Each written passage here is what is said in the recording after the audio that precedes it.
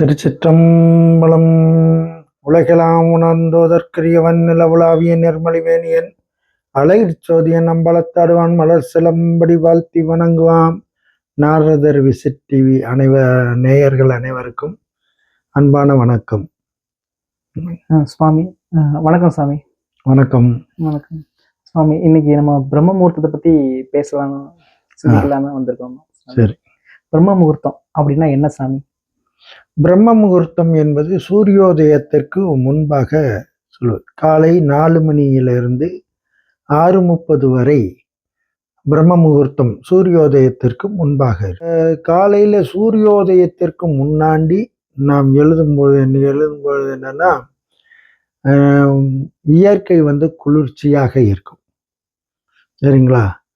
அந்த நாம் அதிகாலையில் நீங்கள் சூரியோதயத்துக்கு முன்னாடி நீங்கள் கண்ணை மூடிட்டு இப்படி நினச்சி பாருங்க, உள்ளுக்குள்ள ஒருத்தன் இருக்கான்.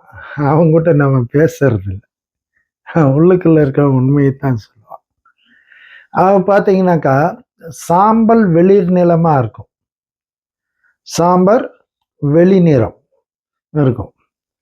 அந்த பிரம்ம முகூர்த்தம் பிரம்மனுக்கும் சரி, பிரம்மனுக்கு துணைவியாக இருக்கக்கூடிய சரஸ்வதி கலைமகளுக்கும் ஆடை வெண்மை. புரிஞ்சுங்களா? அந்த வெண்மை எதுனாக்கா மன அமைதியா இருக்கும்போது நம்ம எந்த காரியம் தொட்டாலும் விளங்கும். காலை எழுந்தவுடன் படிப்புன்னு சொல்லியிருக்காங்க. அப்போ அந்த பிரம்ம முகூர்த்தத்தில் எந்திரிச்சங்காட்டிக்கு அன்றைக்கெல்லாம் இயற்கையோடு ஒன்றி வாழ்ந்தார்கள், நிம்மதியாக இருக்கிறார்கள். சூரியோதயம் பண்ணதுக்கு அப்புறம் இன்னைக்கெல்லாம் 7 மணி 8 மணி 9 மணிக்கெல்லாம் எழுந்திருக்கேன். எழுந்தும்போது இயற்கையில இருந்து சூரிய உதயம் அதை நம்ம இன்றைய கணக்கில் சொல்றோம் இல்லையா, டெம்பரேச்சர். புரிஞ்சுங்களா? அந்த சூரிய ஒளி வெப்பமாக இருக்கும். எந்திரிக்கும் போதே இவன் டென்ஷனாக எழுந்திருப்பான். இயற்கையோட ஒன்று குறிப்பாக யாரை வேணாலும் ஒரு கவனிச்சு பாருங்கள்.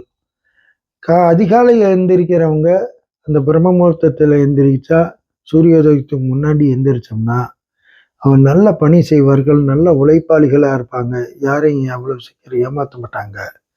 அதுக்கப்புறம் செல்வத்தை சேகரிப்பார்கள். பிரம்மம் என்றால் படைப்பு தொழிலை செய்யக்கூடிய பிரம்மாவை குறிக்கிறாங்க. வடமொழியில் பிரம்மத்தை அறியப்படுவன்னா பிராமணன்னு சொல்லுவாங்க. அந்த சொல்லுக்கு பொருள். ஆமாம், சரி. அப்ப அதிகாலையில நம்ம பிரம்ம முகூர்த்தத்துல நம்ம பண்ற எல்லா விஷயமுமே அது நல்லா இருக்கும், நல்லா இருக்கும். அதே மாதிரி காலையில இருந்துச்சுன்னா மன அமைதி இருக்கணும். ஒரு தொழில் தொடங்குவது, எந்த காரியம் இருந்தாலும் அதில் வெற்றி காணணுங்கிறது தான் இயற்கை. இப்போ நம்ம அந்த தொழிலை செஞ்ச தோல்வி அடையணும்னு தெரிஞ்சு யாராவது செய்வாங்களா? தெரிய மாட்டாங்க. அப்போ என்னன்னா இயற்கையோடு ஒன்றி செய்யும் போது அந்த இயற்கை நமக்கு நன்மை செய்யும். அது ஏன் சாமி பிரம்ம முகூர்த்தம் மட்டும் அந்த டைம் மட்டும் ஏன் அவ்வளவு சிறப்பா இருக்கு, சிறப்பானதா சொல்றாங்க? அதான் அந்த காலகட்டங்கள்ல எந்திரிக்கும் போதே சூரியோதயத்துக்கு முன்னாடி பார்த்தீங்கன்னா குளிர்ச்சியான நேரம், மனம் குளிர்ச்சியா இருக்கணும், அமைதியா இருக்கணும். அப்போ அமைதியான தான் தெளிவான சிந்தனைகள் பிறக்கும், நல்ல காரியங்கள் எல்லாம் துவங்கலாம். நீங்க 10 மணிக்கு மேல அந்த சூரியன் வந்தோன்னா டெம்பரேச்சர்கள் எல்லாம் மாறிடுது, கால சூழல் வெப்பநிலை மாறிடுது. அந்த வெப்பநிலை மாறும் போது நம்ம மனசும் அதுக்கு தகுந்த மாதிரி தான் இருக்கும். அப்போ கோவப்படும் போது அந்த ஏதாவது எடுத்தோம் கம்த்தோம் நல்லா இருக்கும்போது என்னன்னாக்கா அது வெற்றி அடையாது. அது ஒவ்வொரு காரியமும் சிந்தித்து செயல்படுவது சிறப்புடையதாக இருக்கும். அதனால பிரம்ம முகூர்த்தம் என்று அதற்காகவே வைத்தார்கள். எந்த தொழிலாக இருந்தாலும் படைப்பு, அந்த படைப்புக்கூடிய காலங்களில் செஞ்சிட்டிங்கன்னா அது சிறப்பாக விளங்கும். அந்த துறையில அவர்கள் வல்லவராக ஆவார்கள். பிரம்ம முகூர்த்தத்துல விழித்திருக்கிறதே ஒழிக்க இருக்கிறது உடம்புக்கு. நாம இங்க பாருங்க, நோயற்ற வாழ்வு குறையற்ற சொல்லுங்க. பிரம்ம முகூர்த்தத்தில் முடிஞ்சு எந்திரிச்சு பாருங்க, மன அமைதியா இருக்கும், நோயும் அதிகமாக உங்களை தாக்காது. ஏன்னா இயற்கையோடு ஒன்றி வாழும்போது இயற்கையோடு சேரும்போது நன்மை வகிக்கும். இப்பெல்லாம் நல்ல கற்றவர்களாக இருக்கிறாங்க, அறிவுபூர்வமாக பேசுகிறாங்க, அதெல்லாம் உண்மை, அதெல்லாம் நான் மறுதலை சொல்ல. ஆனால் அறிவு உணர்வாகணும். புரிஞ்சுங்களா? நீங்கள் உதாரணத்துக்கு இன்னைக்கு கல்லூரி படிக்கிறாங்க, பிஏ, எம்ஏ, எம்காம் எல்லாம் படிக்கிறாங்க. ஏன்னா இந்த படிப்பினால் பயன் என்ன? படிப்புனால என்ன பையன்? என்ன படிச்சாதான் பயன்? வேலை கிடைக்குது. படிச்சவங்க எல்லாத்துக்கும் வேலை கிடைச்சிருதா? இல்ல அது கிடையாது. ஆ, நல்லா படிக்கிறவங்களுக்கு நான் அது நல்ல சொல்றேன். படிப்பினால் என்ன பயன்? என்ன தெரிஞ்சுக்கிட்டீங்க? இயற்கையை மறுக்கிறீங்க, புரிஞ்சுதுங்களா? இயற்கையை மறுக்கக்கூடாது. அதனாலதான் வள்ளுவன் சொன்னான், கற்றதனால் ஆன பயன் என் கொள் வாளறிவான் நற்றால் தொழாரினி. படிப்பு எந்த அளவுக்கு முக்கியமோ, அந்த படிப்பு படிச்சவங்க உயர்ந்து போனதுனாலும் இறைவனை மறக்காம இருந்தாதான் அந்த கல்விக்கு பயன். இன்னைக்கு இறைவனை மறந்து நீங்க கல்வி கற்றீங்கன்னா அந்த கல்வினால் அவனுக்கும் பயன் அடையாது, இந்த நாட்டுக்கும் பயன் அடையாது. அதாவது அறிவுபூர்வமா நீங்க அறிவு அழிக்கும்னா, உணர்வு வெல்லும்னா அறிவுபூர்வமா கேட்குறாங்க. ஆனா அது இறைவனோட அடிபணிந்து கேட்கும்போது தான் அந்த கல்வி வெற்றி அடையும்.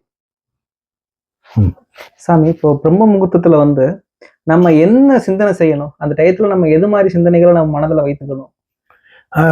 எந்திரி, அதாவது இரவு பொழுது நீங்க என்ன நினைப்புல உறங்குறீங்களோ விழிப்புலையும் அதே தான் வரும், புரிஞ்சுங்களா? 99% மக்கள் பாருங்க, காலையில எந்திரிக்கும் போது, பழைய காலங்கள்ல எந்திரிக்கும் போது அமைதியா இருப்பாங்க, எல்லாம் அவங்கவுங்க வேலைக்கு போயிடுவாங்க. ஆனா இன்னைக்கு எந்திரிக்கும் போதே சத்தம் போட்டு எந்திரிக்கிறாங்க, புரிஞ்சுங்களா? அப்போ பிரம்ம முகூர்த்தத்துல எந்திரிக்கும் போது நீங்க என்ன மன அமைதியா இருக்கும். அமைதியா மன இருக்கும்போது அமைதியா இருக்கும் சாமி. எந்த மாதிரி சிந்தனைகளை நம்ம மனசுக்குள்ள வச்சுக்கணும்? அது அவரவர்கள் பல்வேறுபட்டவங்க இருக்காங்க இல்லையா, ம். அவங்க எந்த காரியம் நினைக்கிறாங்க அந்த காரியத்திலேயே தான் மனம் ஓடும். ம். புரிஞ்சுங்க? அதான் சொன்னேன், இரவு படுக்கும்போது என்ன இதுல இருக்காங்களோ அதே தான் விழிப்புல வரும். ம். ஒவ்வொருத்தரும் ஒவ்வொரு துறையில அவங்கவுங்க துறையில நினைச்சிட்டு இருப்பாங்க. ஆமா, எதையும் சிந்திக்காம இருந்து உண்மையா பழைய காலங்கள்ல பார்த்தீங்கன்னாக்கா, இப்போ நாங்கெல்லாம் இருக்கோம், இறைவனை கும்பிட்டு தான் தூங்குவோம். காலையில எந்திரிக்கும் போதே எங்களுக்கு இறை சிந்தனையோடு தான் இருந்திருப்போம், புரிஞ்சுங்களா? அப்ப என்னன்னா, நாங்க இயற்கையாவே அமைதியா இருக்கக்கூடிய சூழல் எங்களுக்கு உண்டு. ஏன்னா இரவு படுக்கும் பொழுது இறைவனை வேண்டிக்கிறோம்.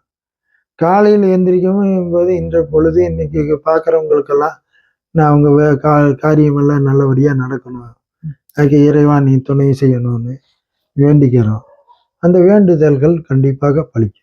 சாமி, இப்போ வந்து இப்போ இப்போ ஒரு நீங்க என்ன சொன்னீங்கன்னா, இது மாதிரி வந்து உங்க லட்சியம் என்னவோ அதை நீங்கள் வந்து பிரம்ம முகூர்த்தத்தில் மனசுல வச்சுக்கிட்டீங்கன்னா, ஆமா, அந்த டயத்துல வந்து எல்லாம் நடக்கும். ஆமா. ஏன் அந்த எல்லாருக்கும் ஒரு இலக்கு இருக்கு இல்லையா? இலக்கு இருக்கு. அவங்கவங்க துறையில அவங்கவங்க ஒரு இலக்கு இருக்கு. சரி, சரி. அந்த இலக்குகளை வெற்றி அடையணும்னாக்கா நமக்கு பொதுவா கால சூழல் நேரம் கூடணுங்க, ம். புரிஞ்சுங்களா? காலம் கூடணும். அந்த காலம் கூடும்போது தான் இதாகும். அதே மாதிரி அமைதியா இருக்கணும், தெளிவான முடிவுகள் எடுக்கணும். தெளிவான முடிவும் அமைதியும் தான் வெற்றி கொள்ளும். கோபப்பட்டாலும் வெற்றி அடைய முடியாது.